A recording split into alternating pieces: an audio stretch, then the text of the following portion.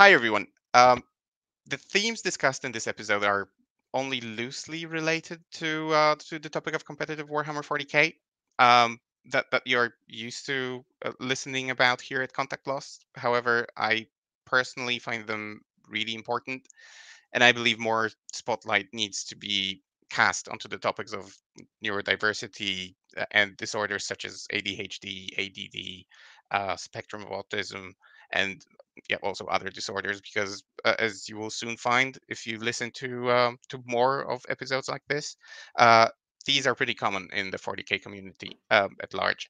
And I hope that thanks to shows like this, um, you know, it will improve the understanding of such disorders and therefore improve the interactions that we have at the gaming table as well.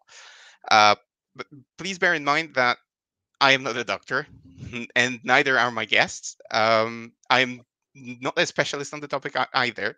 I am just a dad of a 9-year-old with autism, Tourette's, and ADHD, and a husband to a wonderful woman with OCD, ADHD, and depression. So I consume literature related to the topic, but most importantly, I just experience it on a daily basis, and I feel that I know something about it, possibly enough to be able to discuss about it with others and not offend anyone. Um, Also, please remember that whatever you hear uh, in here is for your information only. You should not try to self-diagnose yourself. You should not self-medicate. Uh, I just want you to have an open mind and open eyes. And if any of the themes that we mention here sound not so far from home, then perhaps it is time to consult a specialist. So yeah, with that out of the way, let's listen to the intro music, and then I will introduce my guest. Sorry for the lengthy introduction.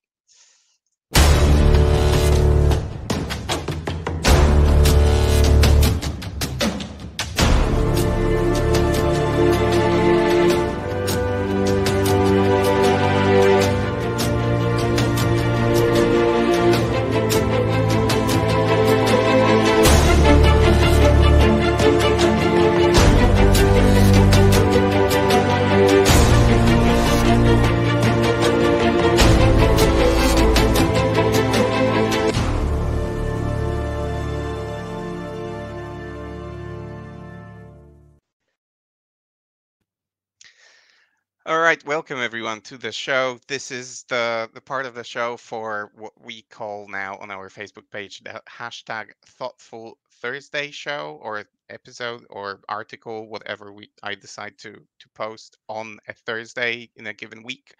Uh, Previously, I posted an article about or an interview with Scrivo from Team Wales, who talked about his still undiagnosed ADHD, but he is quite confident that he has ADHD. Today, I have a special guest with me, a celebrity of the 40k world or just miniature world at large, Mr. Adam Abramovich from The Army Painter.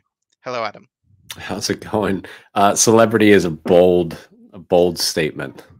I'm the host. I decide who you are. You are the True. celebrity. I have to obey by your rules. That's right. Yeah, absolutely. No, no, seriously. I consider you a celebrity. I've heard your name, I don't know, 10 years ago or something like this, and only met you this year at the WTC, but it was an honor to meet you. It is It's an an honor to honor. meet you. It was really nice to kind of jump on during that stream. It was great. And it's also an honor to actually cooperate with you, but today it's not about that. Today it's about something else. So as part of the Thoughtful Thursdays, it is my intention to bring topics of neurodiversity to the spotlight, because as mentioned in the disclaimer, it is quite common in the 40k community. So this is what we are going to be discussing today. uh, a couple of weeks ago, while browsing Facebook, I noticed that Adam made a comment. I think it was maybe on Scari's comment about something, or Scary also commented on a post. But basically, ADHD was the theme of that, and Adam made a comment. So I reached out because this is also a topic close to my heart, and we started talking. And it turns out that Adam is really well versed on the topic because he is or he has been diagnosed with ADHD himself. Adam, Can you explain to our listeners what ADHD is? I mean, you've been diagnosed, you know exactly what that is, you know exactly what difficulties and opportunities it brings with it. So let's start maybe with a definition. Like, how do you understand it? Do you want to go with a medical definition or your own definition? How do you feel about it? I This is a tough one to wrap up because it's still something that I'm learning about even now that I've been diagnosed later in life, couple years later, couple years down the road. ADHD can be a superpower. Um, ADHD can be very frustrating at times. It can be a nuisance, especially for your loved ones and the people that you work with. Um, but ADHD at the end of the day is a characteristic. It's not an identity. It's not something that defines you. Um, think of it like an injury, an ailment. I don't like to think of ADHD necessarily like that. I like to think of it as an asset. But ADHD is something that I'm learning more and more about in my life today. I'm seeing it more and more in my life today. But it's something that I will never understand fully. I think even scientists that are well versed on the topic wouldn't really say that they understand it fully. So it's not a bad thing. It's just the nature of this condition, let's call it, or this disorder, as the last D in the abbreviation suggests. But like, as I said in the disclaimer as well, I'm a dad of a child with ADHD, and my wife has been diagnosed this year with ADHD. We read a ton of books. We like, you know how married couples nowadays sit on two opposite edges of the couch and they just send each other memes and so on, like from Instagram or something. So my wife sends me anything from Instagram that she finds that has ADHD in it to educate me. So like, instead of watching funny cats or dogs, I just watch people talking about ADHD and how they how what their life is like, etc. So yeah, I feel that I have accumulated a certain amount of knowledge about this, but to people who are not familiar with it, or like have not experienced it, or don't know anyone who openly speaks about it, um, or has it, uh, it's considered a deficit, or um, a deficit that is a spectrum of deficits. That could be a deficit of concentration, a deficit of, well, not the deficit, but like, um, hyperactivity is also like a symptom of this. And I guess acting on impulse is also quite common when it comes to people with ADHD. So this is the premise of the conversation that we are going to have, those topics, and we are going to orbit around them, so to say. uh, so let's start maybe with a question. Has anything changed after your diagnosis? And again, it's a loaded question because it probably requires an explanation of what it has been like before, what led you to actually seek diagnosis. And then once you got it, was it a relief? Was it an explanation? Did it help? Or are you even more confused? Yeah. Um, I am more enlightened since the diagnosis, because I've taken the time to research it and understand it. Because, and I think it's important for people to realize. I mean, at least for me, growing up, I'm 39 years old. I was diagnosed, I think, year 36 for me. Um, Somebody with ADHD or ADD growing up was the hyper kid in class, Mm, right? The kid who couldn't stop tapping his feet, who couldn't stop interrupting, who was, causing trouble. That was the kid with ADHD. That's what we thought ADHD was. yeah. And it is not just that. Yes, that can be the thing. And ADHD is doesn't necessarily mean that you're a hyperactive person and you're always bouncing and upbeat. No, it's actually not that at all. And there's that and more. Actually, there's the other side of ADHD, and the hyperactiveness is the lows that people experience. So I think what a lot of people don't recognize is that depression is also very closely linked to people with ADHD. Yep. Um, Great way to describe it. I'm a very outgoing person. I mean, you saw me in Belgium when we were at Hmm. WTC. I have no problem making friends and making Like connections, and in an instant. Hmm. that's just it's who I am, and it's how I've kind of always been. Um, but after a long week at WTC or at a trade show, or even when I travel to Denmark to visit HQ for a week, I come home and I have to shut down physically. Um, the My understanding of ADHD is that your body craves something that you are not getting. Your brain is craving endorphins that your body doesn't naturally produce enough And of. dopamine. Hmm. Dopamine, exactly. That's why, like, a lot of people with ADHD have bad spending problems, right? They're impulse shoppers, or um, they addiction runs very strongly with people with ADHD as well, because you're constantly trying to fill this piece of your brain that you don't have, but the other side of that is too much of it causes a crash, just like kids with candy. Hmm. To put it in the most simple way, um, but there's so many aspects to it, and for me, uh, after my diagnosis, it was actually kind of a relief. Um, I just Tweak had no idea that I did a podcast. I think anybody that watches this, I would say majority of the people that watch this either know me from the Army Painter. If you're a competitive 40K player and you've been around for a while, you've probably heard about my podcast or listened to it. And if you go back and listen to it, you could probably identify the stage in my life was where I was trying to figure out what was wrong.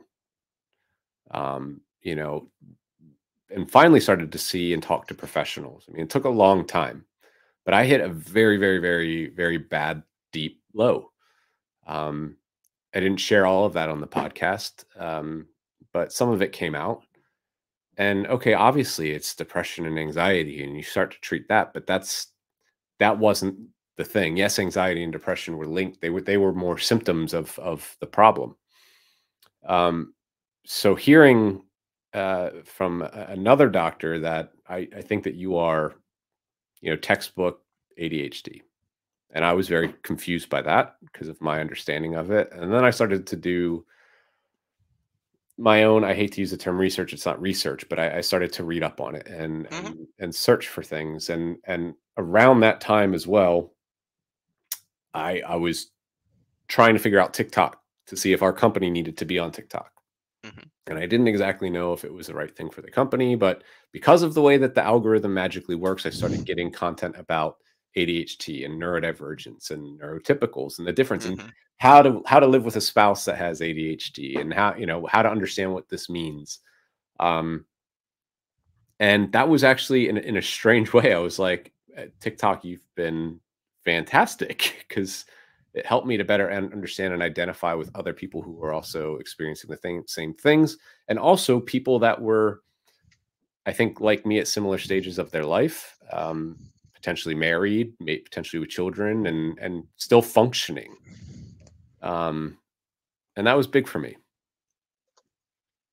Sorry for like moving around, but I Seem like me. no, no, no. I mean, I just wanted to reach for a book Okay. because you mentioned TikTok. I talked about Instagram. There is a couple on Instagram.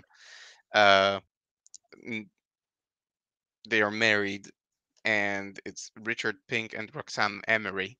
And they wrote a book. I have it in Polish, unfortunately, but it's called Dirty Laundry, I think. Okay. And it's essentially about the functioning of a married couple in a relationship. They started with an Instagram account, and then they wrote a book. I'm not getting anything for promoting this book, but it's just a good read Yeah. to understand what relationships look like, or like being married to a person with ADHD is like. But we will get to that in a moment, perhaps. So maybe let's focus on how it affected you. You've mentioned at school you were this hyperactive child, uh, and I this is very wasn't. I you actually weren't. wasn't. No, no, no. So I understood. I That's understood that you were like all over the place and so on. so in school. I was all over the place in different ways. So when I was in year 3 or 4, I distinctly remember this because they took me into the trailer. My teacher thought that there was something wrong with me. She thought that you know, that the word that she used, you don't use anymore. Um, and uh, so she wanted me to have an IQ test. And the reason was, is, you know, if I was not interested in what was happening in school, I was literally in the clouds. I was looking out the window. I was Mhm. watching the birds. I was counting how many of them. I was trying to draw them, and then I was doing something else. And then I hear something from class, and that, oh, that interests me. I hear her say George Washington. And all of a sudden, Mhm. I have a story about George Washington, and I'm ready to talk about it. But I wasn't super hyperactive. It was the attention and the deficit, right? So it was the ADD, not the ADHD, sort of. Maybe, I don't know. That maybe now, maybe I grew into it, I have no idea. But I remember distinctly sitting down, I remember I had to draw all these rings and how they, you know, look at this and that, and I was an intelligent kid, and they finally said, "He will probably do really well in college when he gets to university, Mhm. when he can focus on the things that he wants to, but right now he's not getting what he needs." And that really opened up my teacher's eyes to, maybe this kid needs to be taught a different way and motivated a different way. That's There fantastic was that no that they. diagnosis then. I was Mhm. never diagnosed, but I was very fortunate to have some great educators in my life. Um, you know, and I like to draw. I was a talented artist as a kid, and you know, sketcher, painter, whatever. So yeah, if you pay attention, you're able to get this workbook done. If there's extra time, we'll save some time for you after class so you can work on this project. And kind of had my own drawing project for the remainder of the year, I remember. Mhm. So But have you ever been like because this is very typical for children with ADHD and then actually anyone with it that they get this label gifted but lazy. So have you ever actually been given that label? I don't think so. I don't Okay. think so. Not me. Um, I don't think so. Maybe Mhm. somebody did. Maybe they told my parents that, but I don't have a memory of somebody giving me that title, because I would remember that. Mhm. So my wife definitely got that because Yeah. she is a great singer. She plays the guitar and she dances, but she only does it if But she's calculus doesn't in make sense to her, right? exactly. Yeah. So It's she only does it when she is interested. Any other thing like and again, this is typical for ADHD, even like everyday things yep. like doing the dishes or asking her to put a mug in the dishwasher doesn't work. Or, you know, please do, please vacuum the floor or like whatever. She will procrastinate. She will find it overwhelming. And this is because first, it's it can be complicated. Those basic things for us, let's say neurotypical people, can be overwhelming for neurodiverse people. There are a bunch of steps involved in it, so they can get like neurodiverse people can get lost along the way. Yep. And It's why we there's like no routine. there's no dopamine kick. So like there is nothing fun in doing the So dishes. I yes. So it's interesting because that I think I've been a highly functioning ADHD diagnosis because I've found ways to manage i- in situations where I've had to, right? Hmm. And I still do. You know, we have this great just work. Work can be a disaster for neurodivergent people, especially people with ADHD, Hmm. because you have to fit into a system that wasn't created by you and might not work for your brain. Just like education is not easy for children, because you're trying, especially in the states, it's all systemized. You're all taking the same tests every 3 years, and As school is. at school, right? Hmm. And we're very fortunate that today it's more widely recognized. As told you before this, like 2 o'clock this afternoon, I was on an interview with somebody who's doing a thesis about this and gaming and how it helps students and people that are suffering with neurodivergence, other mental health issues, PTSD, yada, yada, yada. It's a like wormhole that we won't go down and love to talk about. But, you know, it's all, for me, it's all about the routine, right? So if things are kept clean, and this is like, I don't think I have OCD, but if things have a place and an order, Hmm. then my life is much better. I work from home, so if there's stuff all over the house, got Hmm. to put it away. It has to be right. It has to be clean. Things need to be in the right place, for me to be productive. Hmm. And sometimes that means for certain things, I can't work here. This is my desk. This is where I work. This is where I go to work. This is my office. But sometimes if I really need to focus on, a project that's going to take all of my brain, right? Hmm. I need to go somewhere else. Hmm. I take my laptop, I go sit on the porch, I go sit on the couch, make sure that the blankets are picked up and the room is clean, you know? But I think that's why I've been a high functioning diagnosis, is Hmm. because I've managed to do that my entire life. And then after the diagnosis, it made more sense. So I put systems in place to make me be in positions to function. Hmm.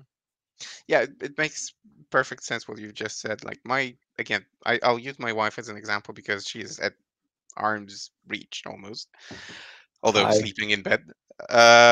But she can achieve great things, and she is like very talented in many areas. But very often she finds herself just sitting in her bed or sitting on our couch, unable to do anything because the room is a mess. Yeah. And uh it's very common again, especially I think in women with ADHD, and it's like they get diagnosed way less frequently Yes. than men. That's a Uh, very real thing. so so they have a tendency, and it's not intentional, but they have a tendency to mask their symptoms. Yeah. So like they could be extremely highly successful businesswomen, for example, but then they come back home and the home is a junkyard. Like you can literally find a spot where you can You need to do a step. whole episode on masking, because that's kind of the So this that's a topic in whole general nother. is Yes. we could cascade into so many different areas. It's incredible, Yeah. but yeah, but it's exactly that. So sometimes it's the area, and it, and you would think saying, well, clean this up and you're gonna feel better. Yeah. It's absolutely not that easy. No. But it's It's because I think at least for me, and I think for some people that have this diagnosis, or maybe they're on the spectrum. I mean, that's why it's called a spectrum. Mhm. I firmly believe that we all exist on this spectrum, right? We all have tendencies, and I think Yeah, that they some people are can. just not diagnosed yet. Yeah, or it's as some people, it's a season. And again, I am not a doctor, but I think that maybe for some people, symptoms are better and worse at different stages of their life. Or maybe they're just better at masking. Who knows? Mhm. Um, I was going somewhere with this, but oh, this is exactly what happens, Yep. and this is what I was going to explain. There's so much going on in our brains, and it's not necessarily, and this could sound like a humble brag, right? But it's not. You get very clouded, and because you're constantly thinking about a bunch of things. I don't know if my mic picked it up when we started the show, but I heard my daughter running outside to say bye to her friend who was here so she could get home before dark. And I'm on tangents over here. I'm still listening to you, right? I still know Mhm. what what you're saying, but that's also happening, and it's distracting because I can't give my full focus to you, right? Um, But and, you're an and adult, and now imagine that the same thing happens to a kid at school. exactly. He's gone. Like the topic of the lesson, million miles away. So I joke. I joke, but it's honestly true. When I walk into just about any scenario or situation, I genuinely already know how this could end, you know? Hmm. A lot of times I can be in a conversation, I know exactly what you're going to say next. Not all the time, but you tend to get a feel for that. Hmm. But I also joke that Doctor Strange, like he's I've seen 4,113,000, whatever. Solutions to this. Hmm.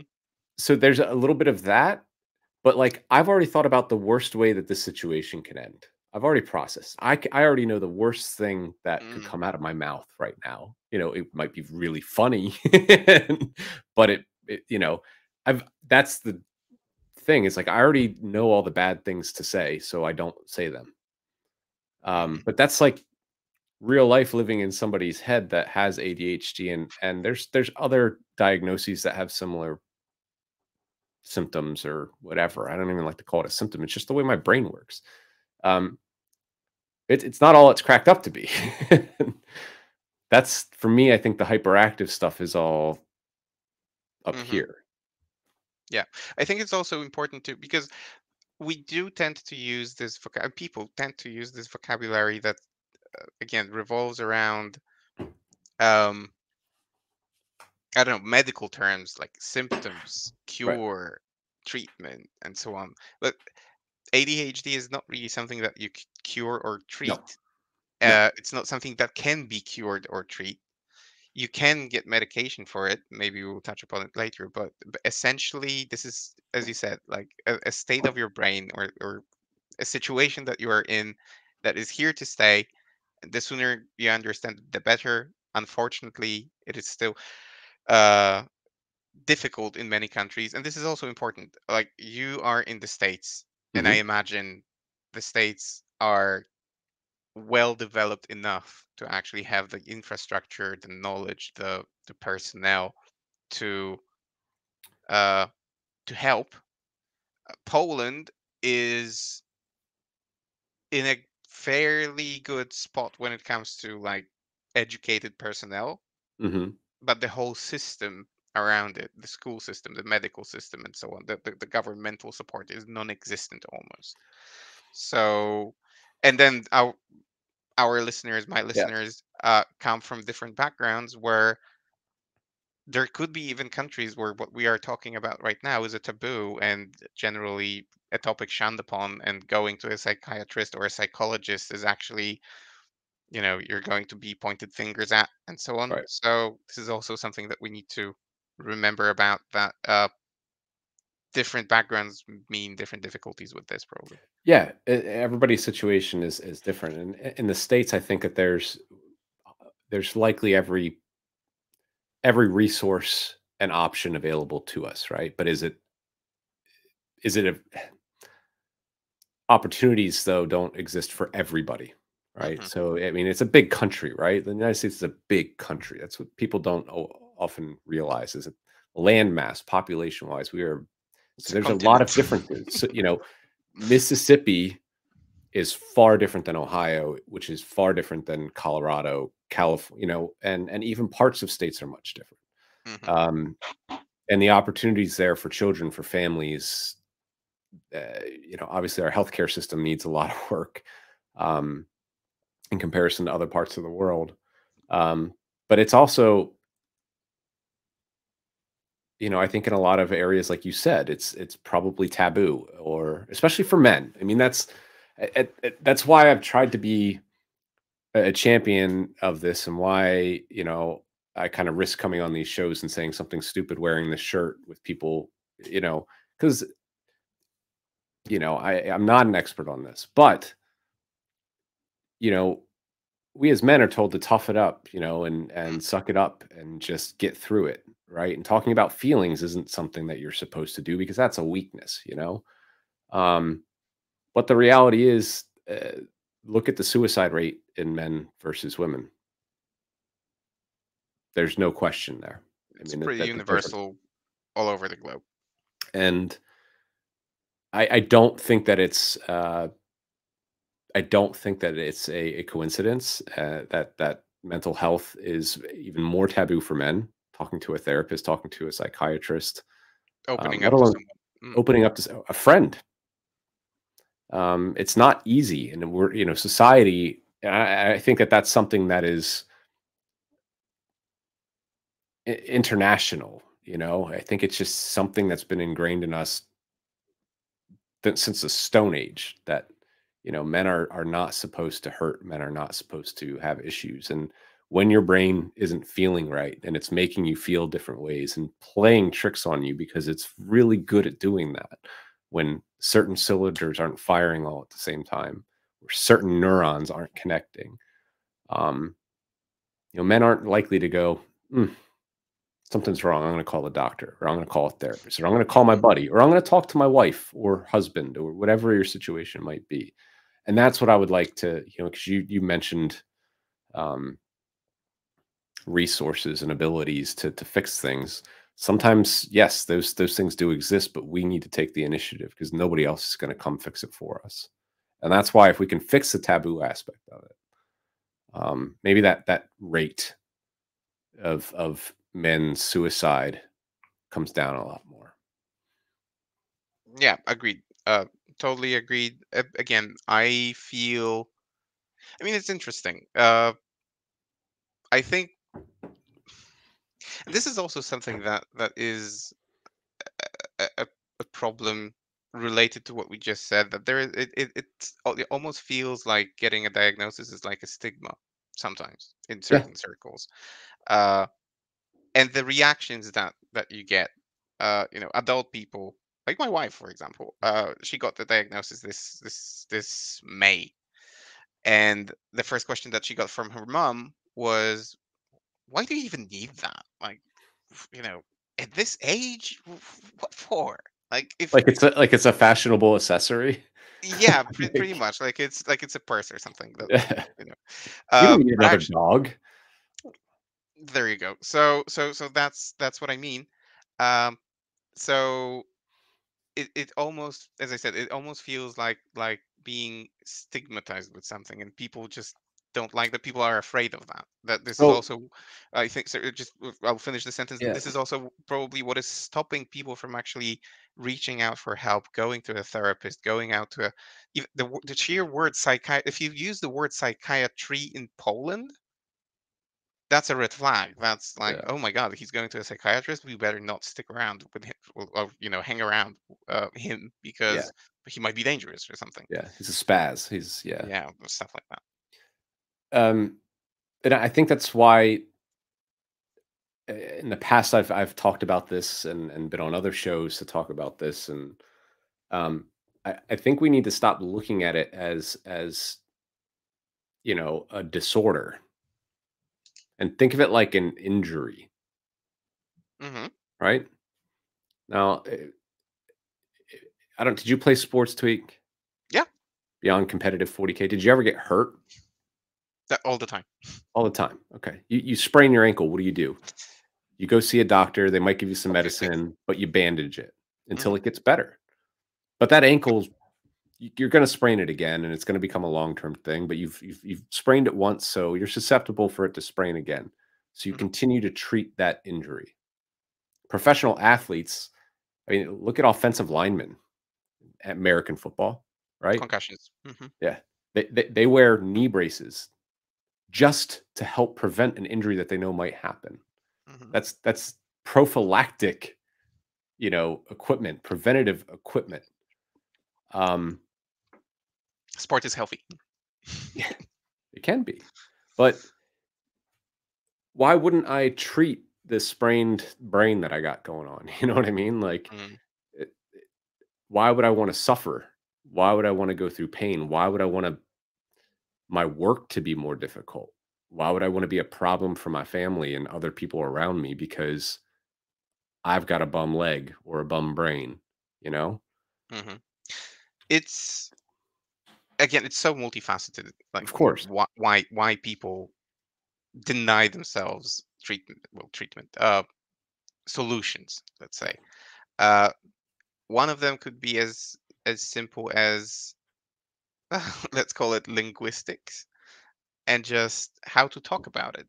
Hmm. Because many people, like, I know many adult men. I don't know, my father.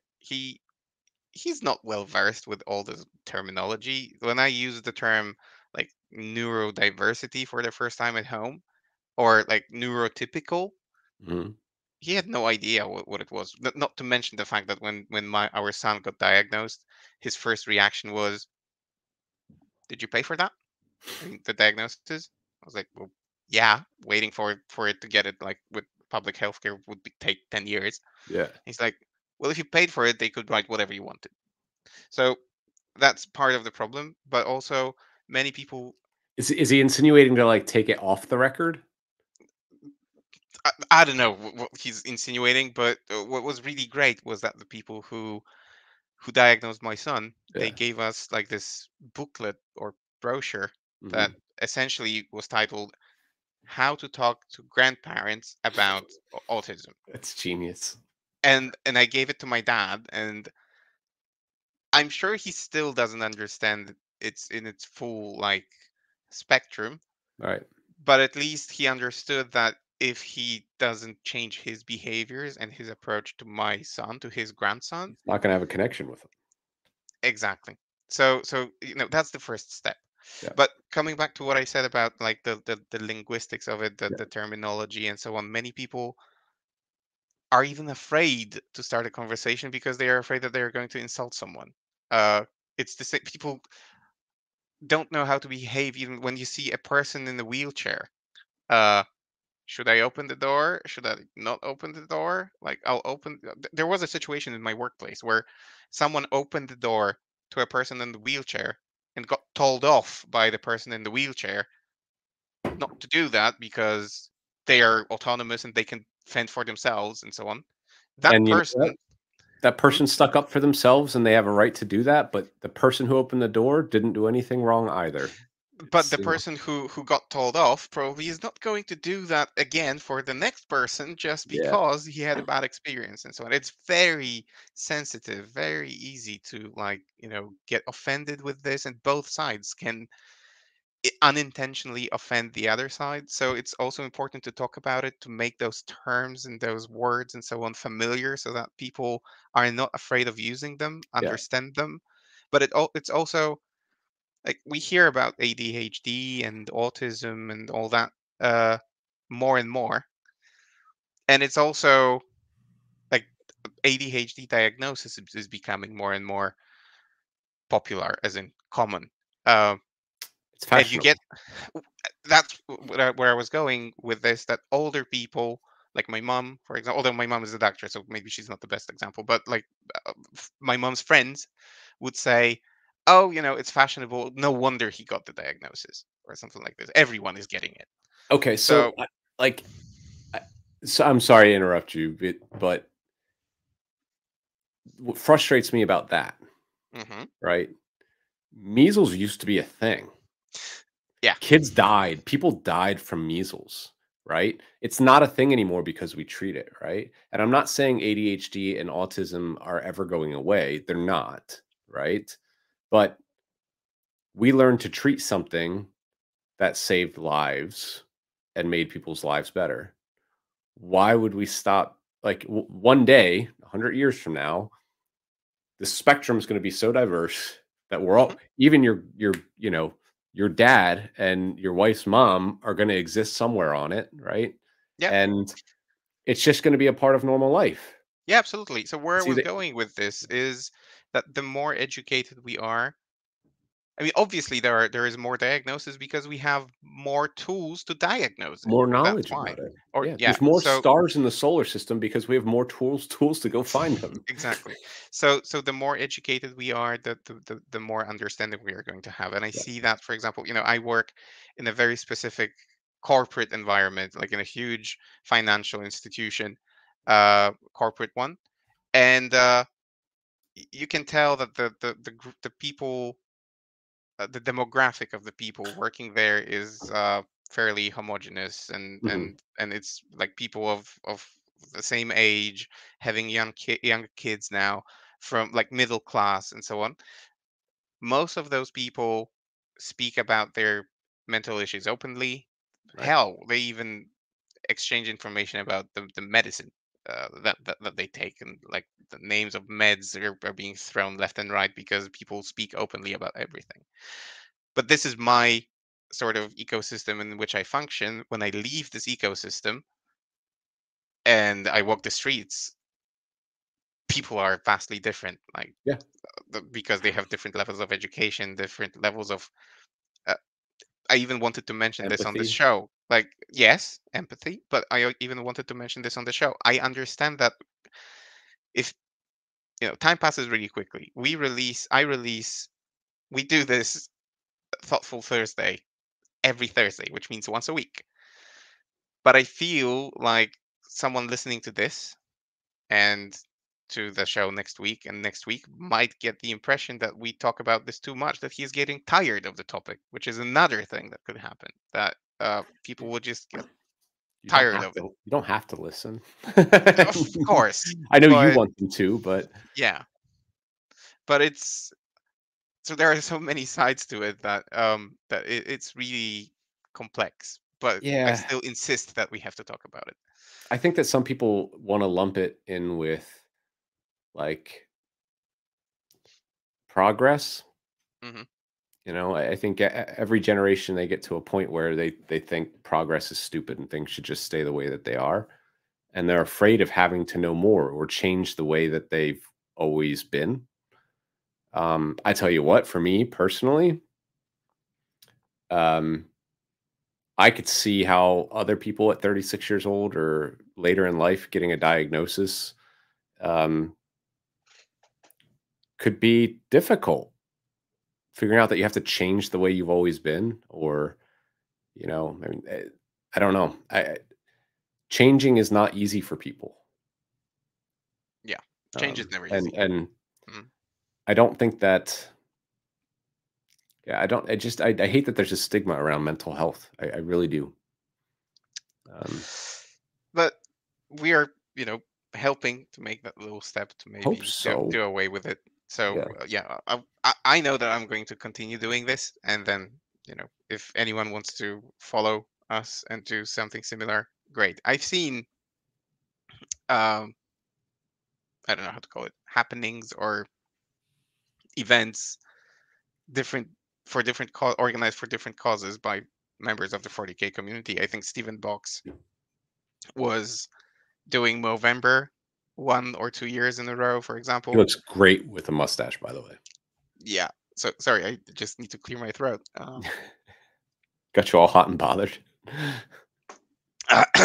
Yes, our it's I don't know, a speck of dust or something. But For those that uh, don't know, Stephen Box is a very handsome, very fit English male.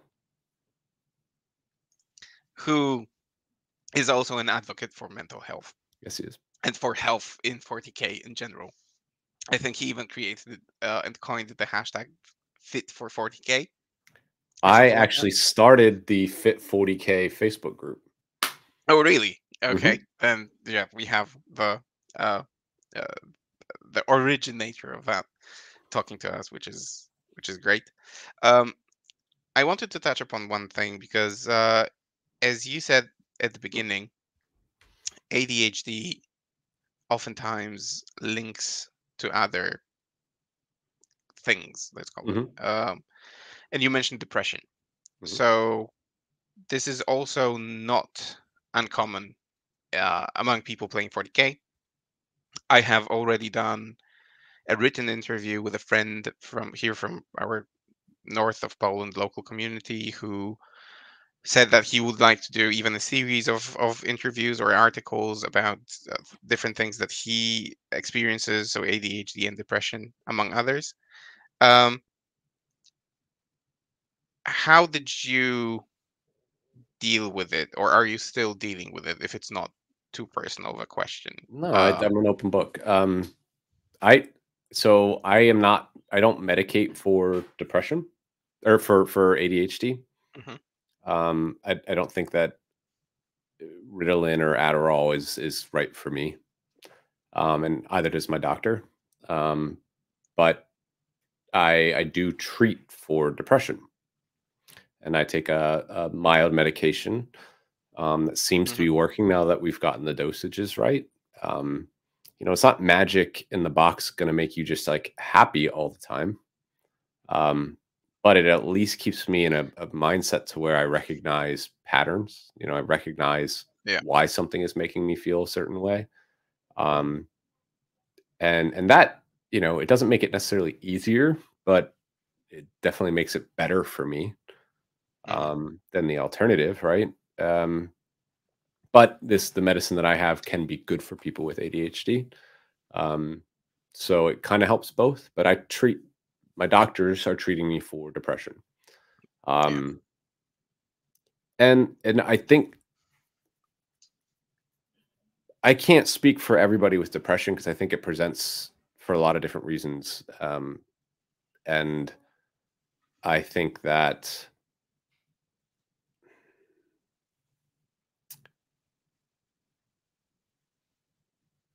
the best thing that I can say about depression is that it's not always I'm sad, I want to kill myself.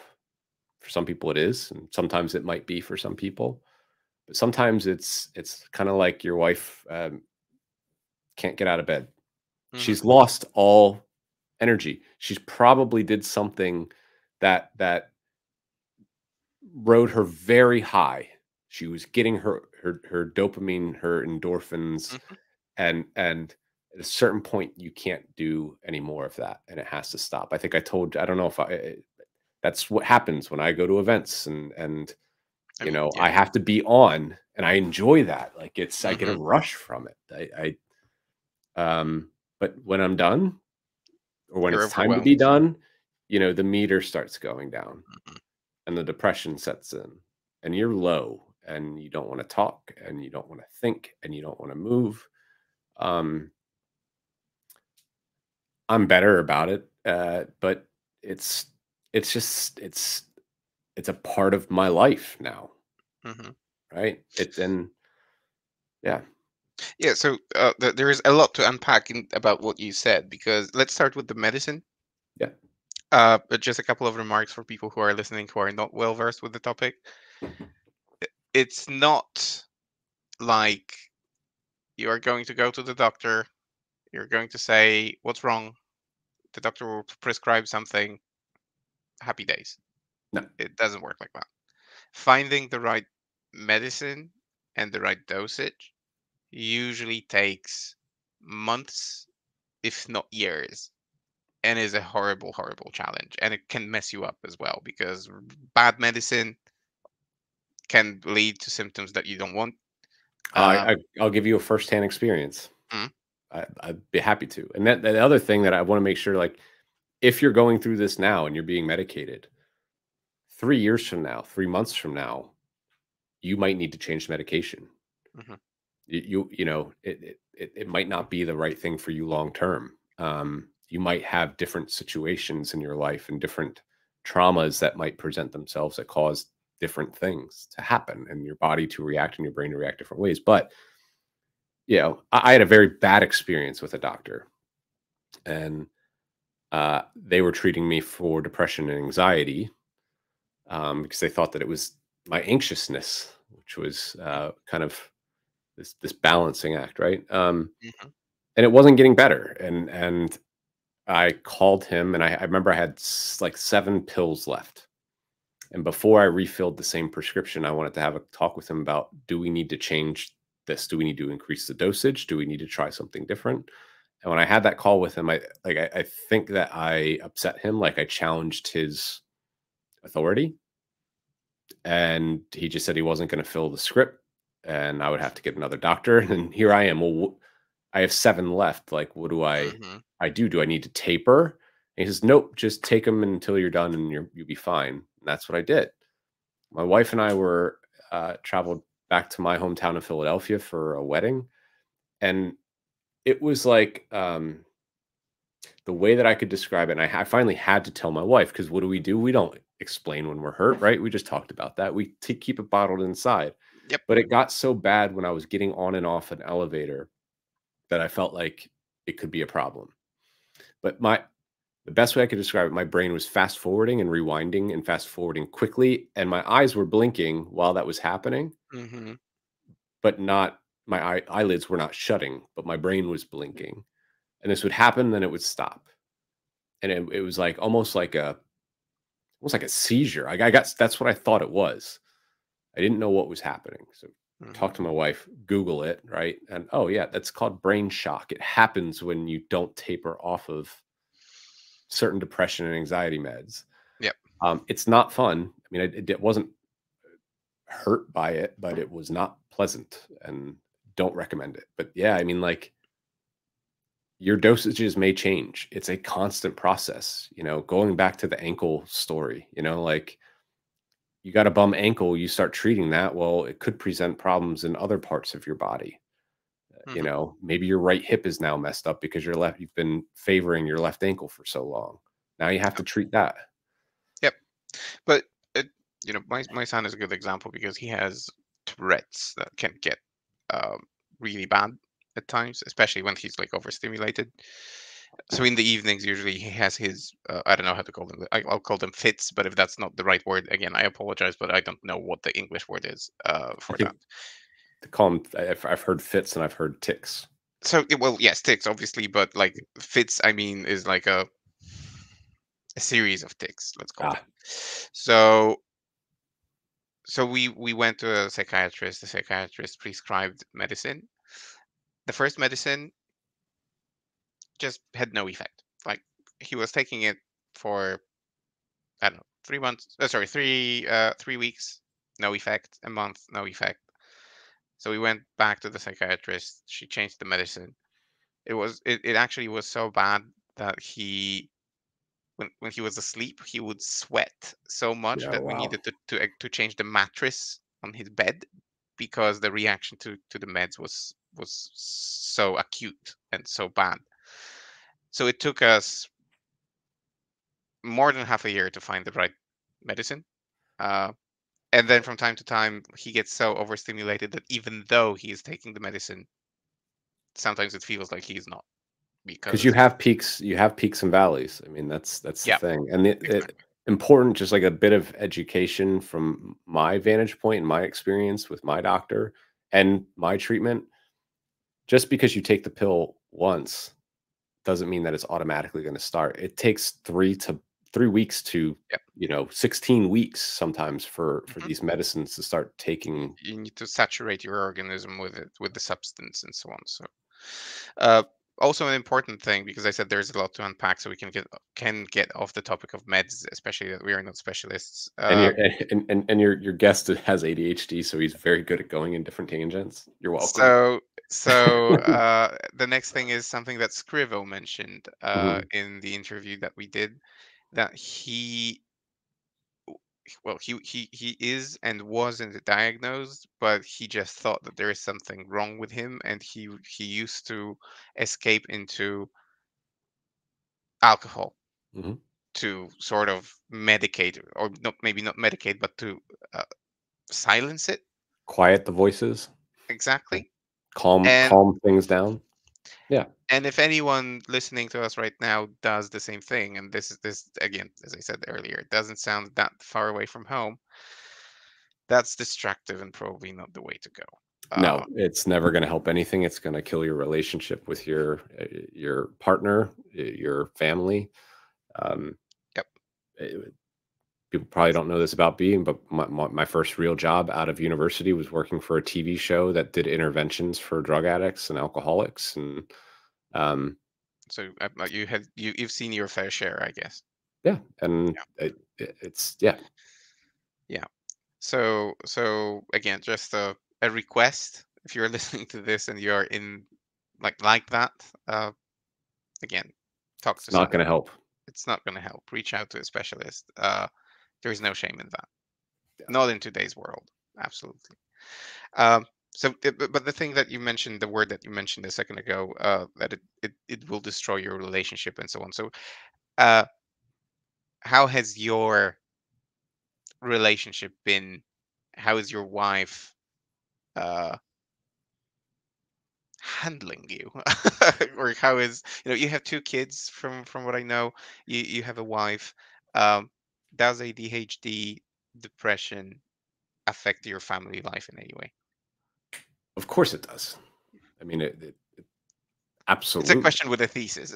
Yeah, I mean, I think for a lot of people that have later in life diagnoses, it's because other things start being affected, right? And you start drinking more because you're trying to chill. Mhm. Chill is how it starts, right? Yeah. Um, and that affects your marriage. It affects your partnership. It affects your relationship with your children and family and friends. Uh, it affects the way that you work and your ability to work. You know, if I hadn't started to seek help and recognize that the way that I was dealing with it wasn't working, um, we probably wouldn't be having this conversation right now. I, you know, so yes, I think it's a struggle for a lot of people who have relationships, friends, family, marriages, whatever it might be, um, when you are not diagnosed depressed, hyperactive. Um, but yes, in many, many ways, it's improved. Hmm. Um, are there still things that I do and ways that I behave? Because that's, again, I have ADHD. Or at least that's what the doctors have told me. Um, and I don't treat the ADHD. So there's certain tendencies that I have and ways that I am that are probably not going to change, right? I can try and be better about those things. It doesn't make me an easier person to deal with. You know what I mean? Um, but the number one thing is trying to communicate. And when I have been communicating with my wife about the way that my brain perceives things and the way that I process things and the reason why I did something, um, and that definitely helps, because communication is everything. If you're not communicating, you're not living together. You're not Yeah. moving forward. Yeah, that's the whole thing with people with ADHD, I guess, that the common misconception about people suffering. It's not suffering from ADHD, it's suffering from the perception that people Living get. with Yes, ADHD. yes, living with ADHD is that those people really want to adjust. It's just difficult for them to do it because they have completely different perception of time. They perceive time in a completely different way than anyone else. Uh, they usually suffer from low self-esteem because ADHD causes failures, and The if constant feeling that you're pretending and not not really doing it. You constantly need approval, right? yep, Because again, like your brain's not getting these verification. things. Hmm. Verification, validation. Um, you because you mask really well, Hmm. really good at it, that everything's okay. And we also are we tend to be people that offer gifts of service, and we want other people to be happy, and we want to, you know, that for us is fulfilling for us. Hmm. Um, and yeah, it's that's the tricky thing. Yeah, yeah. So, Because you're mhm, constantly, you want to do something for somebody, you hope that it makes them happy, you hope that it makes them love you, you hopes that you've impressed them or whatever, whatever you're trying. And if you don't get that feedback, then it's like crushing. mhm. It's really crushing. And I think a lot of people with ADHD have a similar thing. Yeah, I listened to an interview with a psychiatrist when preparing to have this conversation with you, and she said that what I mentioned earlier, there is no cure or treatment for ADHD, what you can do is try and help build confidence in the person who has ADHD.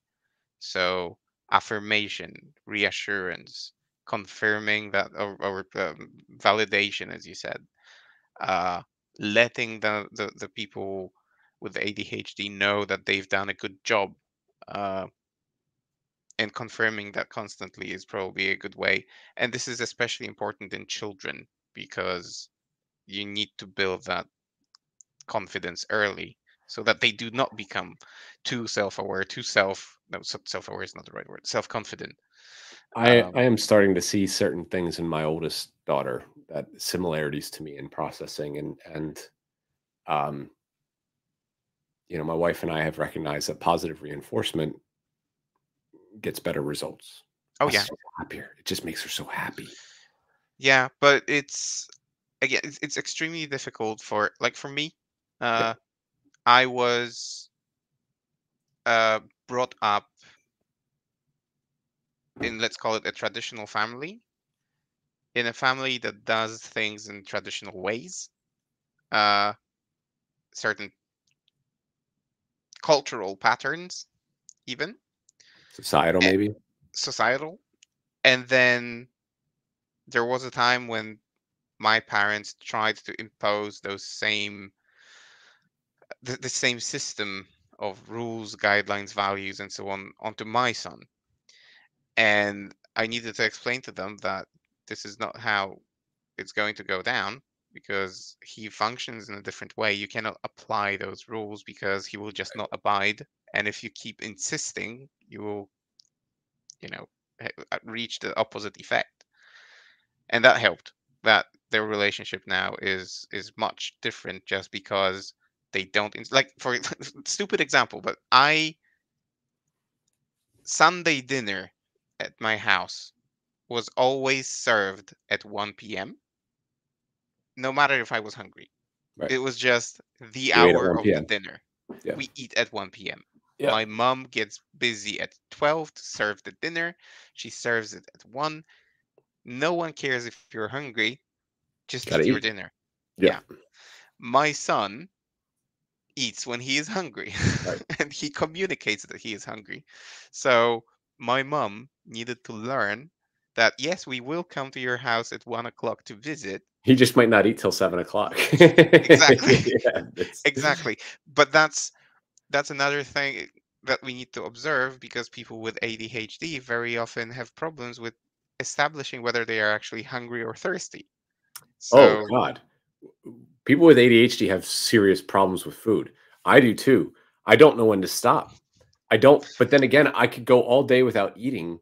But if I like something, right? Like ramen noodles, right? I'm mm, terrible, right? If I want ramen noodles, I don't want 1 pack of ramen noodles. I don't want 2 packs of ramen noodles. I want 4 packs of ramen noodles. And I probably want some eggs on top too. Right. mm, And I hurt. I hurt. It doesn't feel good. I don't like it. So I've started, I'm 39, I'm getting older, right? I want to, and I don't get the chance to work out as much as I would like, so I'm starting to watch what I eat. I prepare my lunch meals every day now. I have the same thing for lunch. It's prepared. All I have to do is heat it up and put an egg on top, and that's what I eat for lunch. Otherwise, I either won't eat or mhm. I binge. My wife is the same. And she binges on sweets to the point where she feels like vomiting, or she doesn't eat anything. And sometimes, like, we could have a fridge full of food, but then she will just open the fridge, stare at it, then close the fridge and go eat some sweets, and then some more, because obviously she's hungry, so she needs to, satisfy the hunger. So she eats more sweets, and it becomes destructive again, uh, because it's not healthy to just eat sugar. Or it's So it's I'm hungry, right? Oh, but that book over there looks really good. Let me just open it up and check it out. And then 5 chapters later, you're like, I'm still hungry, right? And the then book didn't help. and then you're reading Uh-huh. the book and you're like, "Oh, I forgot that the game was on." and then you put the game on, and you've got the game on, you're kind of reading the book, the game's on, and oh, my favorite team just signed this new player. Let's go read their whole life story on Life, yeah. Wikipedia, And it's right? midnight already, but it's It's and just then it's so late at night interesting. and you haven't eaten, and it's like, well, do I eat now? And if the answer is yes, you eat way too much and you don't sleep well, Hmm. right? Or you Yeah, don't eat at all, and that's not healthy either. yeah. And I come back to the example of cleaning. Uh, my wife started cleaning her wardrobe the other day, and the way she cleans the wardrobe is she needs to empty it completely and then start putting things back in. But first, like, remove the dust, blah blah blah. It's So the exact same.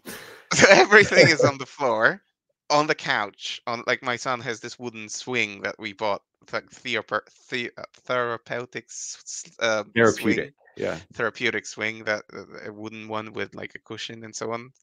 That's soothing for him. Uh, he hasn't used it once because it's another wardrobe. It's it's So my wife emptied the wardrobe, put everything on, like, all over the place, and then she found something that was interesting in the wardrobe, like a book. So she started reading the book, and then she was like, "Holy shit! I need to make dinner for Mike." So she went to the kitchen. She started doing dinner, and then she was like, "I was doing something.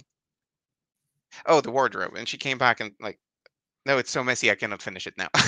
And it's like the story of our day after day after day.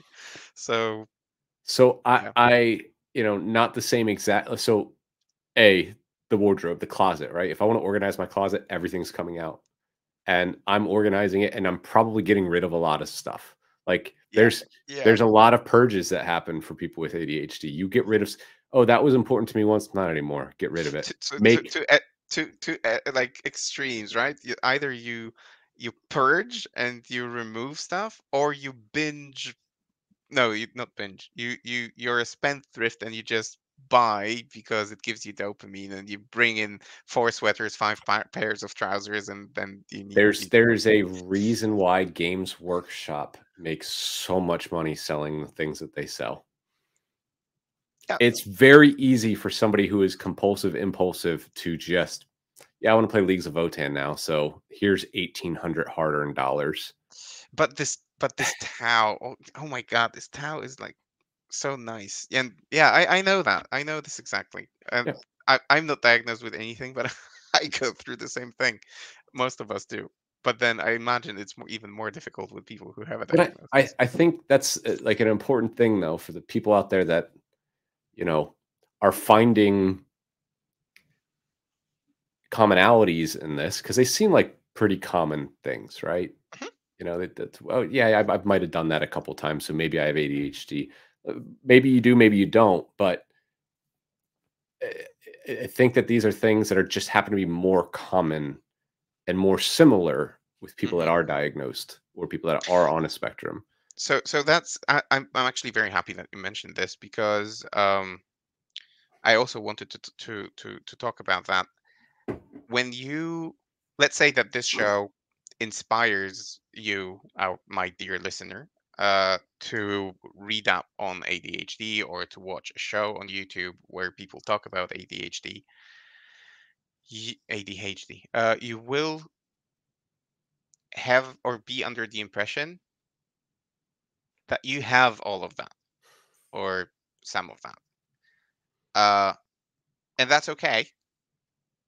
Doesn't necessarily mean that you have ADHD, because the reason why it's called a disorder, it's in the name, is because those things start getting in the way of doing other things Right. and make your life complicated. That's the difference. Like, I remember when I read the book about ADHD for the first time, all the examples of the things that people with ADHD tend to do, like, for example, or for instance, let's take the easiest one. If you wait for a bus at a bus stop, and the indicator, or just your watch, says that the bus will come in 10 minutes, you're so impatient that you feel the need to walk to the next bus stop. I do that all the time, but it doesn't get in the way of my life anyway. It doesn't complicate my life. It doesn't make me feel bad. It doesn't disrupt my day plan or schedule or anything. But if you do those things, like, yeah, you empty the wardrobe, go to the kitchen, start making the food, but you don't actually make the food, and then go to the bathroom, and you start ordering the towels, but they all land on the floor, and then you go to your son's room and do something, and then the flat turns into a junkyard and you can't move anymore. That's when it's a disorder, and probably it needs attention. So that. You So I also said at the beginning that ADHD can be a superpower too, Hmm. right? Almost 2 years ago now, 23 months ago, we moved into this house. We built this house, and my wife, who is in the U.S. Air Force Reserves, had to go to 16 days of officer training. I had a 7-month-old and a 6-year-old, and she was going to be gone exactly for 16 days when we moved. Hmm. Right? Thank God she wasn't here, because it allowed my crazy brain to do what it had to do. There were boxes everywhere, things everywhere, and they got done. And some of it, there was a very regimented order in which they got unpacked and put away, right? Hmm.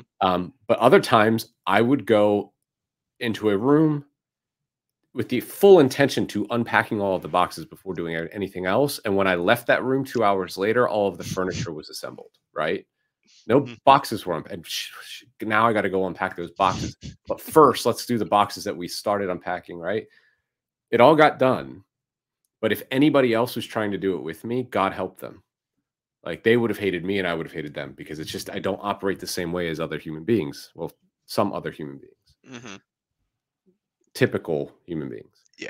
But and another thing, like, again, going back to why I think, like, I've just found ways to, what my diagnosis, you asked this earlier, and I don't think I gave you a complete answer. Like, how has it affected me since post diagnosis?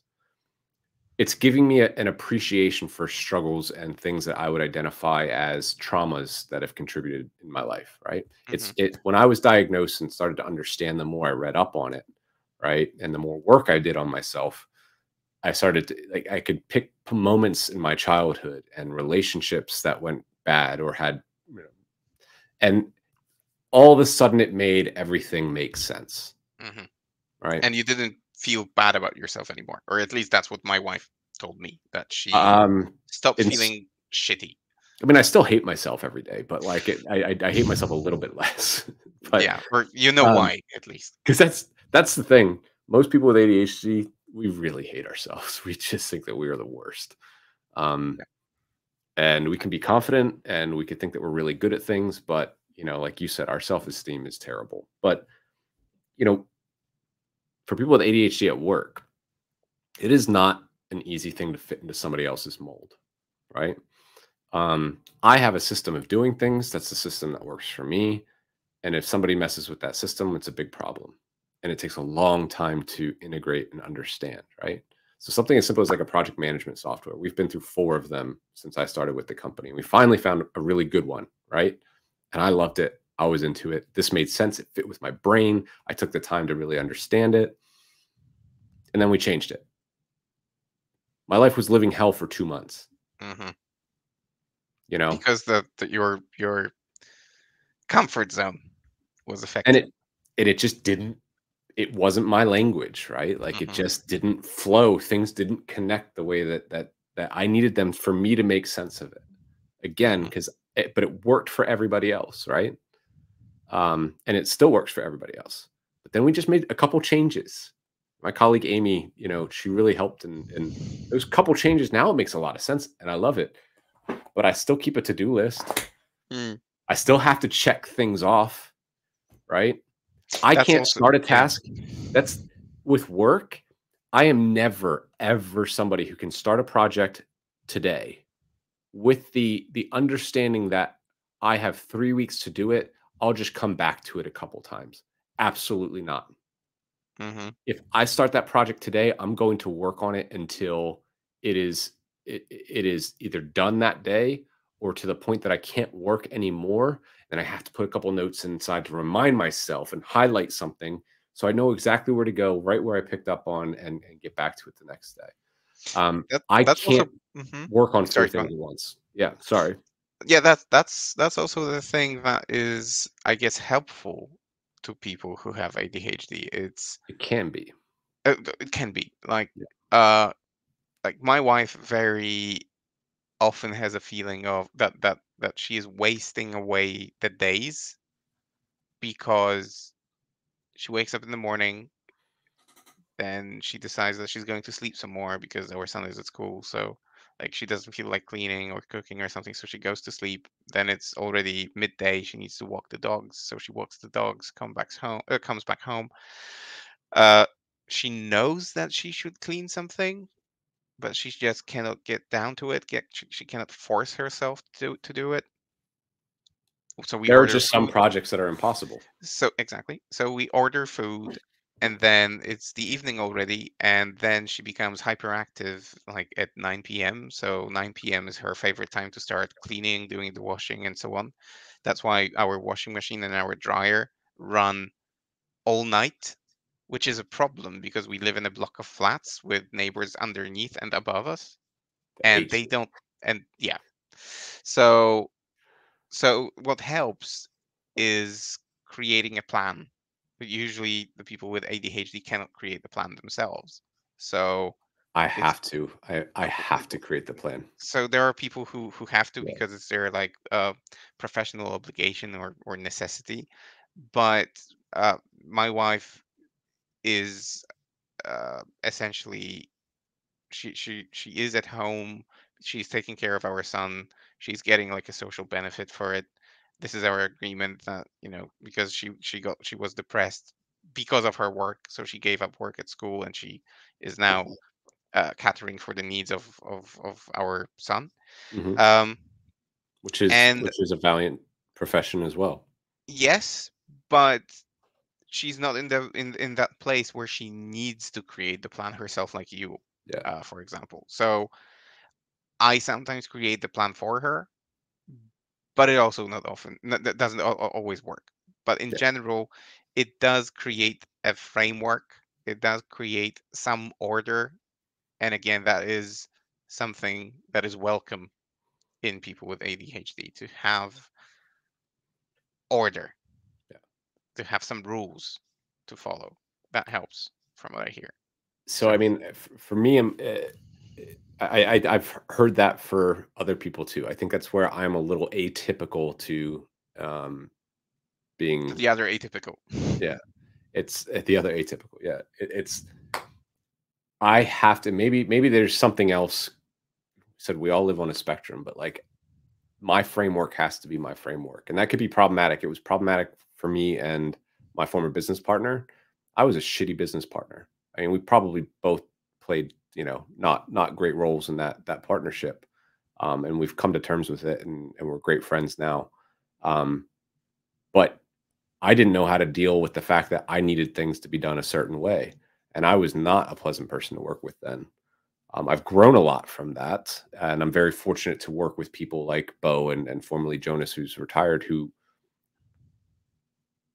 celebrated that and also allowed me the room to work the way that I need to work. Um, Hmm. uh, Very, very fortunate about that. But So yeah, I need structure. I need to control the structure. So, do you think now, to tie it in with the hobby, so that Mhm. no one can accuse me of not talking about 40K, is 40K or any other miniature game like this that kind of framework that gives people peace, solace, satisfaction, you name it? Like, is this what you get from 40K, for example? I get I mean that framework and so on, that the rules that you have to abide, that all, so all this. I think that I fell in love with 40K and tabletop gaming was because I could make something my own within a set of guidelines. Hmm. That Yeah, the was set cool of to me, guidelines. Yeah, right? There's that's this key. you could only have got a bug in my room. Hmm. Um, you know, you have 2,000 points. Back when I started, it was 1850, right? Mm-hmm. You have a forced organization chart that says that you could bring 3 of anything, but no more. And certain things work together in certain ways. Mm-hmm. And finding the way certain things work together and optimizing that didn't become fun for me until later. Initially, it was, oh, this looks cool. This seems fun, you know, and making it what it was. But then when I started playing competitively and taking it seriously, it was optimizing it, much like I had to learn to optimize the way that I work Mm-hmm. to make things successful. So yeah, I think for me, that, and it was also something that could help me shut everything else off. Like Yeah. sitting on back in the day when it was what was the app called? Why can't Battlescribe, right? Battlescribe. Yeah. Right. We don't use that anymore because we all use the app, right? But Speak you know, for just yourself. tinkering with lists and Yeah. being forced to think about, oh, okay, so that is strength 8, you know, AP 2 damage. It's got a range of this, and trying to work within those bubbles. And I think that's why when I played and I was playing competitively, you know, yes, when I had my most success, I was playing an absolute nightmare cancer of a list. But the movement phase is what I like because it's seeing the things take shape and move on the table. That gives me a rush. I could never Uh-huh. play a list that was, oh, I'm just going to sit here and shoot at you. No, I'm coming at you and I'm going to fight. In fact, the reason I won the GT that I won is because I charged Sean Naden with a Storm Talon. A Storm Talon. And honestly, it was the most genius Of all move I've ever things. made in all of 40K. It saved me the game, Mm-hmm. right? But when I'm you going to when run things into you. but when you spoke about that list building and so on, Yeah, and it helps you, I don't know if that was the expression that you used, but shut off all the other things, because it allows me to meaning hyper focus. It's kind hyper. of like the same thing with work, right? That's where I was going. So That's the yeah, hyperfixation thing, right? That's the other side. I can't believe we waited an hour and 22 minutes to to mention that. mention it, yeah. Hyperfixation is a real thing with people with, and I guess we kind of alluded to it with, you know, being distracted. It's not so much that you're distracted; you get hyperfixated on something else, Yeah, different things. and it's Yeah. hard to directly focus like a buffed up las cannon. You've got Hmm. one chance at this, right? It's hard to directly focus that energy at one thing if you are not prepared and ready to do it. The So environment and the, yeah, is this where this superpower bit comes into trying to play? hone it. So like hyper focusing, does it help at work, for example? Are you more efficient thanks to that? Both, I think, because of the work that I do, right? Hmm. Um, they both help and have aided me at this position, at this job, with this company in this industry. Would it be that way if I was working in the tennis sporting goods industry? I don't know. Would it work this way if I was working in banking? Absolutely not. I'd be thrown out the 34th window, right? Hmm. Um, but because of the nature of what I do, you know, I am able to see something from a broad scope because again, I think of all things happening, the best way for something to happen, the worst way for it to happen. I can take that all into consideration when I lay out a plan, right? And there's enough tasks and things and variations to what I do to where some days I'm in meetings from 6 a.m. until now, which was basically today, right? I had a Hmm. 2 hour break to feed my kids and pick them up from school and feed the kids, right? Um, and there's other days where I am deep in tasks and designing things or editing video, not as much anymore because I'm building a team around it. It's a whole thing. But then again, I have to get hyper focused if I need to make a business case for something, or if I'm going to pitch this great idea, or if I think that we really should consider partnering or sponsoring or developing this new product. I need to lock in and just hash that out and not think about the other things, not read my Hmm. emails, not respond to the comments. not entertain any other phone calls or meetings, not have the dishwasher running.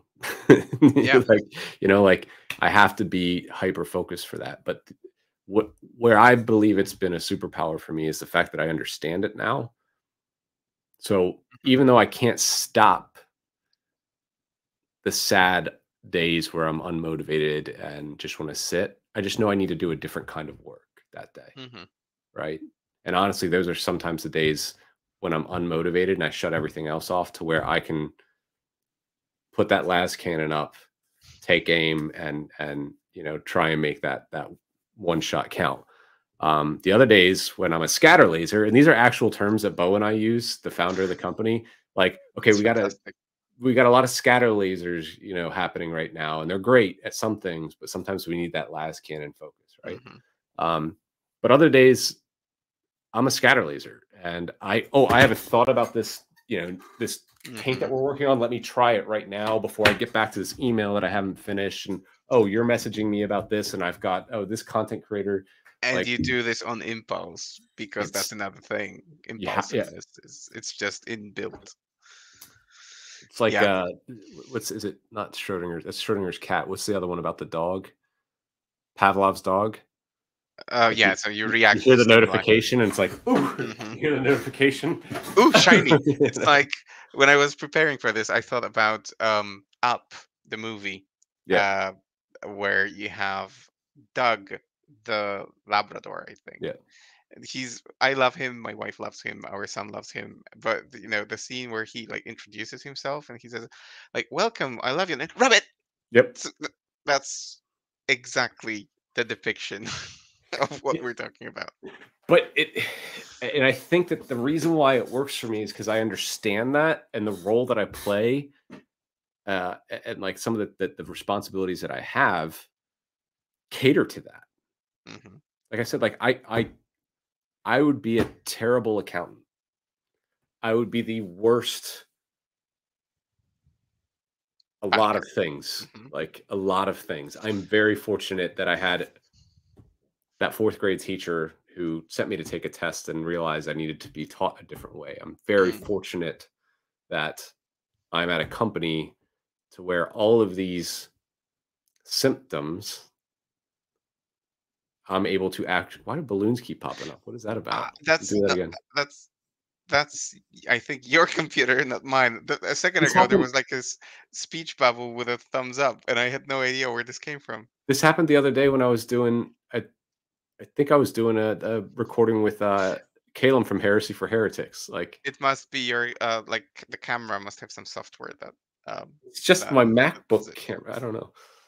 Yeah, but so I have a because I cannot keep you here forever. So I have a bunch of like questions that came from my wife because she was also interested What's your in wife's name? Hanya. Hanya. Or well, Hannah, but Hannah. it's the Hannah. diminutive is Hanya. So she I told her that I was going to speak to a successful person who has been diagnosed with ADHD and whether there are any questions that she would like to ask someone who was professionally successful with ADHD. Some of those questions I have already asked because like the question about the like was it a breakthrough for you to get the diagnosis and Yeah. does it change anything in your life? Um, Functioning in a relationship as well. But one of the questions that she had asked was, "How are you able to concentrate on a game that has so many rules?" Because for her, memorizing all of those is simply impossible. Yeah. So I am. It was difficult, and what worked for me is that I had a whole edition, essentially. Hmm. Um, and the addition between when I was trying to be successful at 40K, right? If I'm just playing a game, I don't give a crap what your rules are. I know mine. And okay, that sounds like it's tough, cool. I'll Hmm. try and kill that first, right? But competitively, it was very fortunate for me because the edition change between 8th and ninth edition wasn't that drastic, Hmm. right? And while if you listen to my old podcast, there were probably 3 moments where I changed armies at very like inopportune times, right? Like they might have seemed a little bit last minute.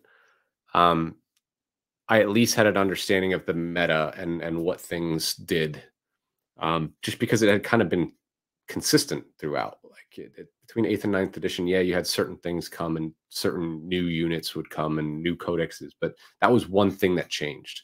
Dark Eldar still suck, right? Grey Knights still suck unless Jack Harpester's playing it, right? Hmm. There's certain.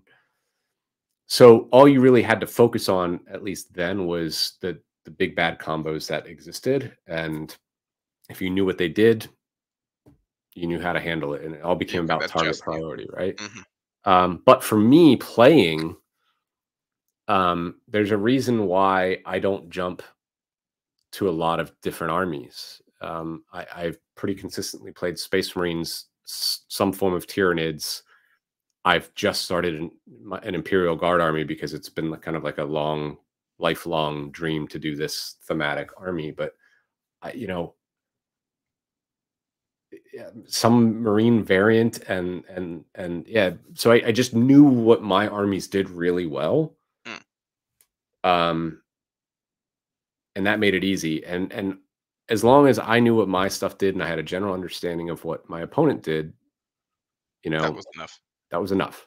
Hmm. And at that point, it becomes a dice game, and you just got to be good at the other aspects. But again, that's why I think I leaned into combat and movement armies, because you're not dictating anything other than finding the best way to get there. Right? Hmm. Became like problem solving, just trying to do that. But for me, that's what allowed me to do that. I'm sure some people struggle though. Mm.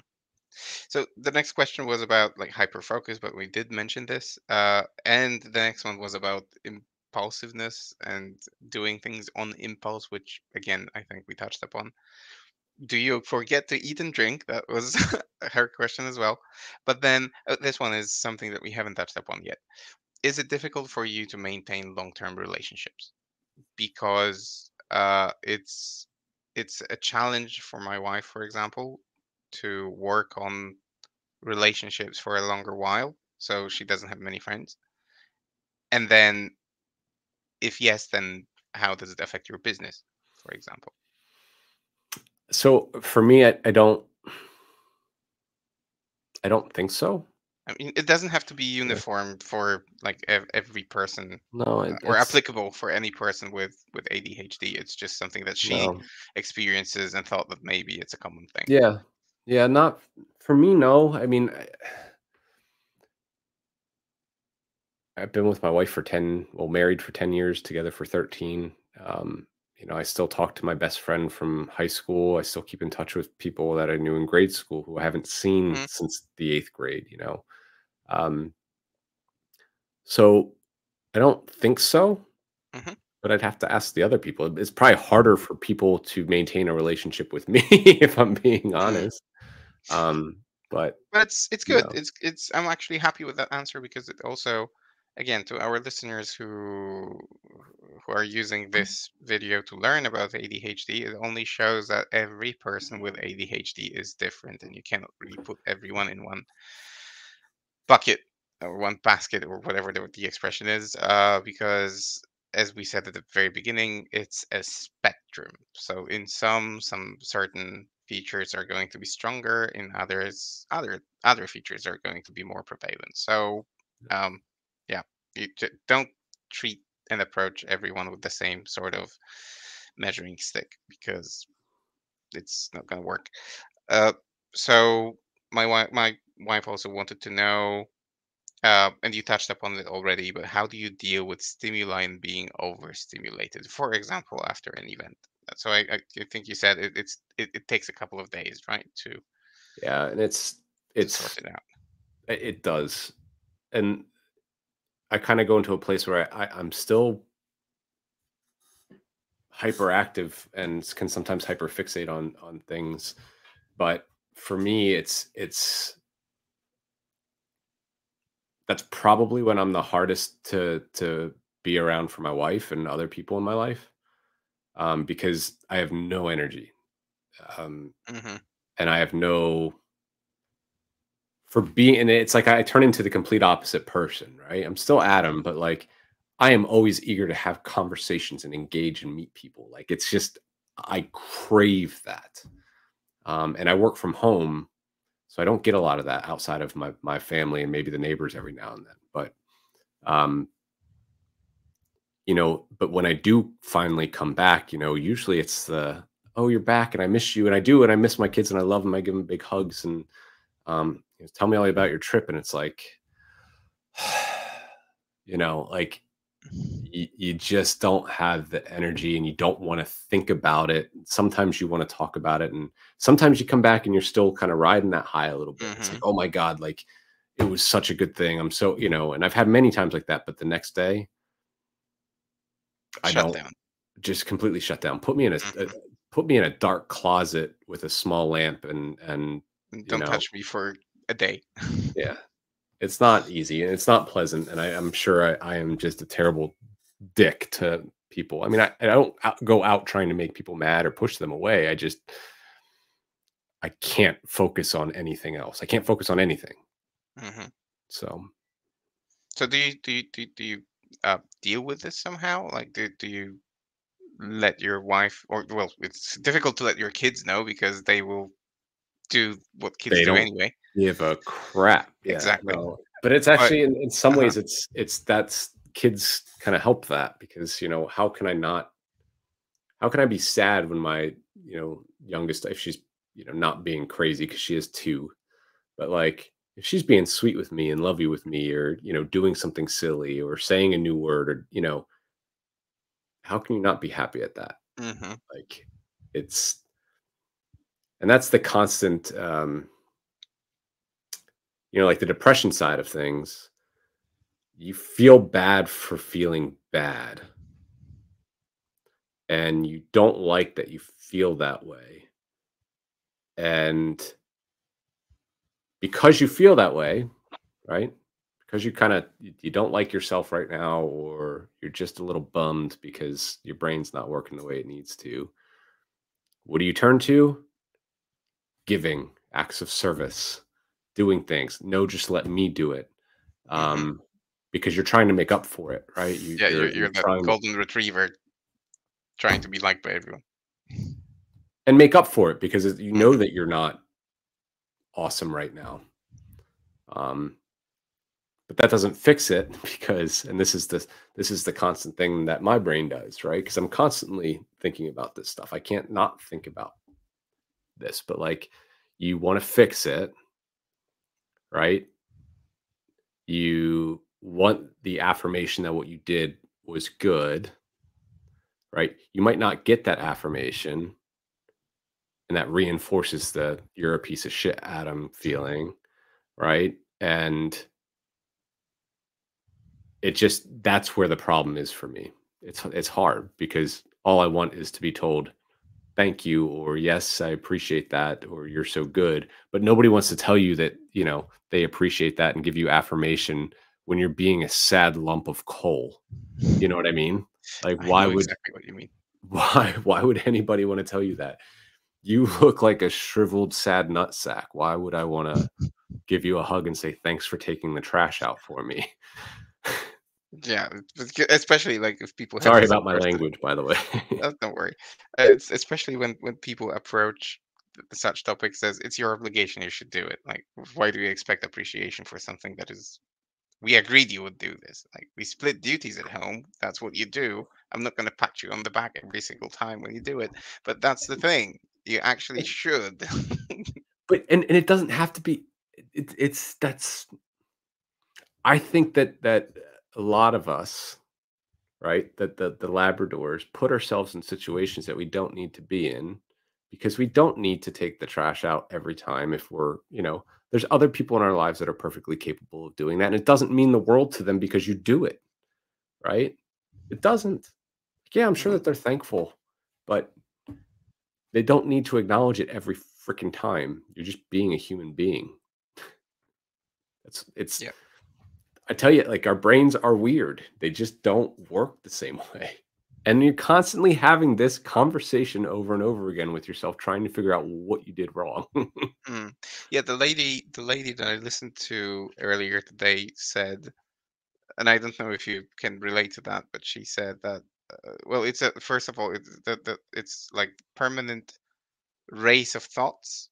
But then she said to a person who doesn't know what it feels like to suffer from ADHD and what happens inside the brain, there are people who during or after COVID suffered from what scientists call the COVID fog.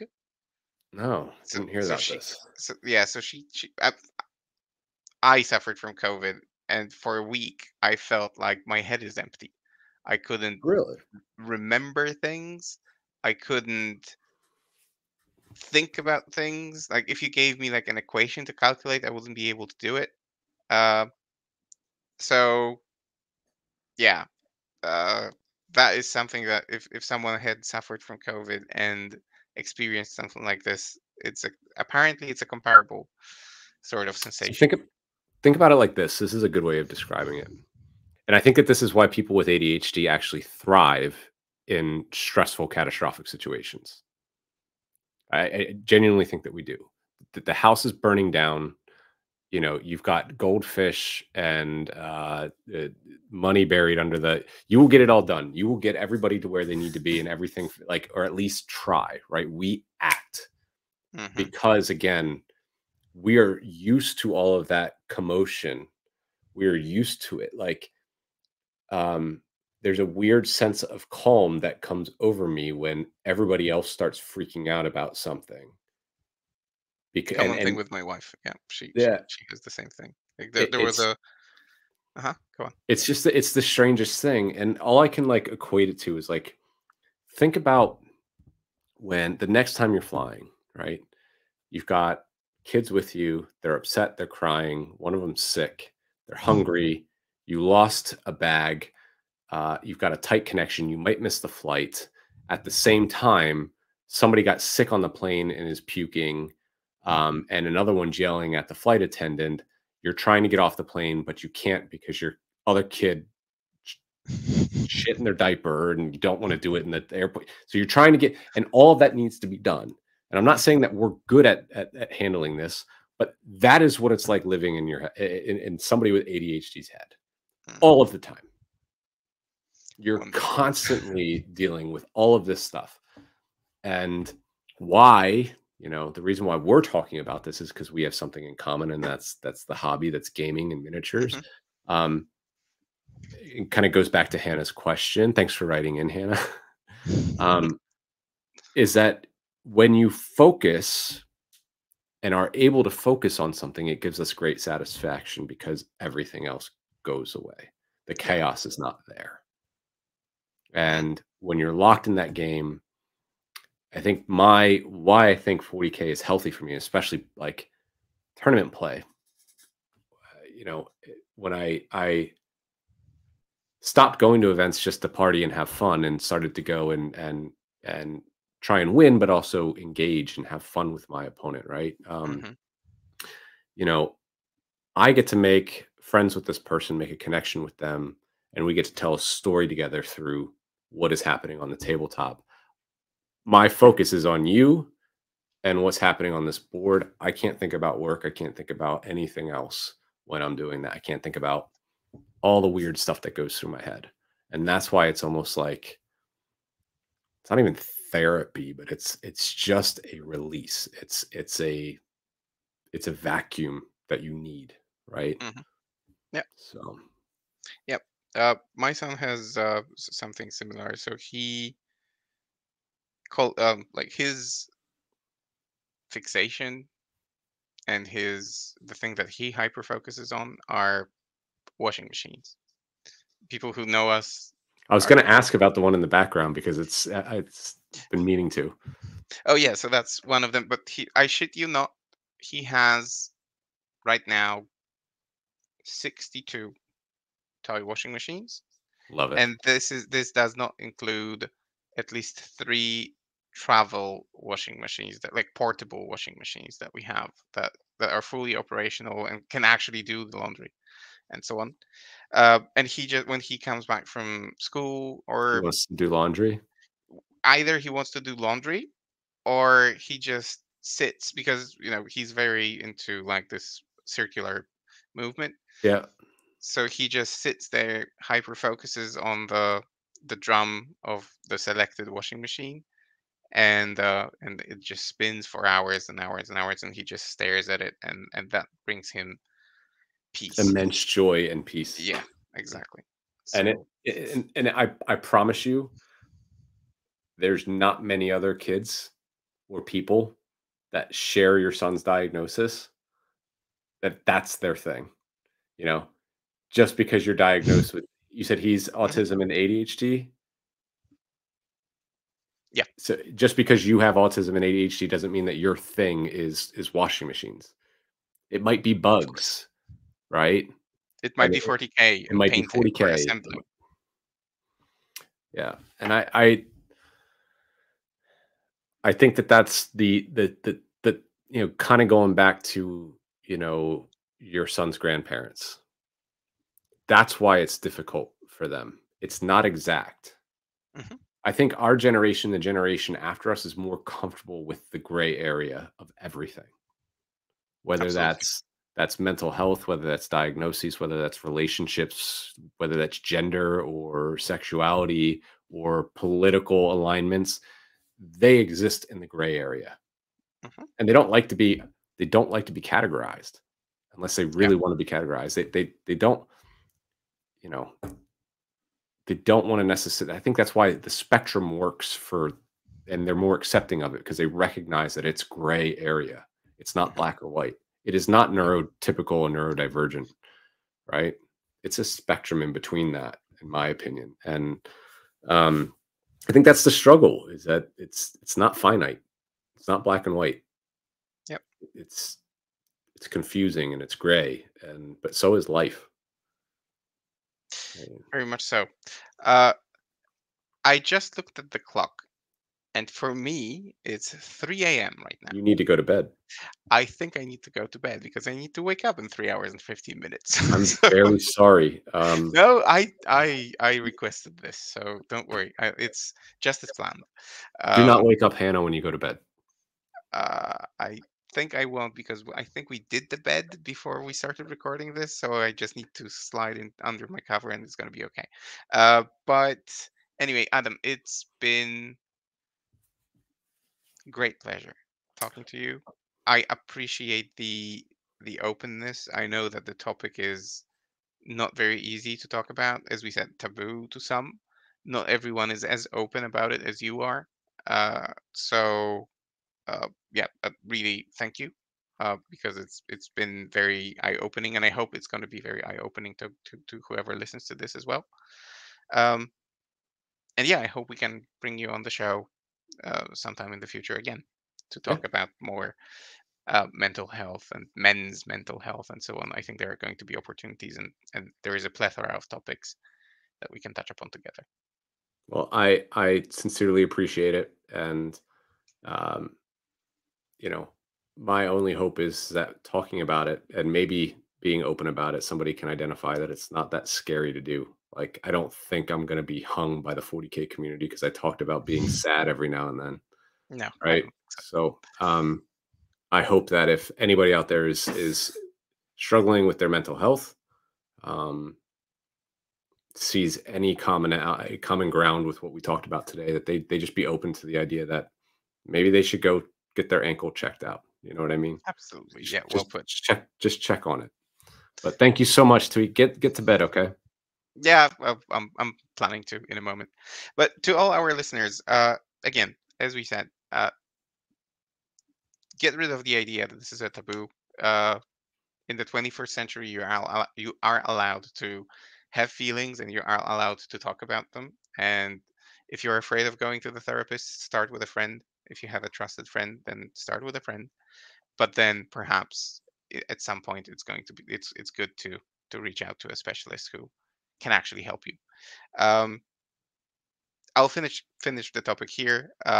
Make sure that you visit our Facebook page, because every Thursday there's going to be. If you enjoyed this, then there's Thursday is a thing. So there are going to be more posts, more interviews, either recorded like this one or in written form, so you can read that when you drink your morning coffee at work. Um, there are also other themed days that we are doing now.